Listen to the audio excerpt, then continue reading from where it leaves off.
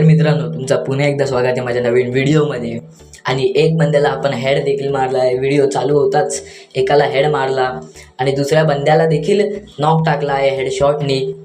आणि दुसऱ्या बंद्याला फिनिश देखील टाकला तिकडेच. आणि तिसऱ्या बंद्याला खूप शोधलं, तो इकडे सापडला कंटेनरच्या मागे, त्याला देखील मारला.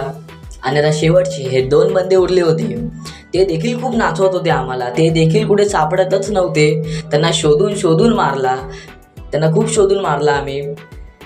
आणि चौथा बंदा तर देखील भेटतच नव्हता कुठे, तो पण लपूनच बसलेला एका जागेवर.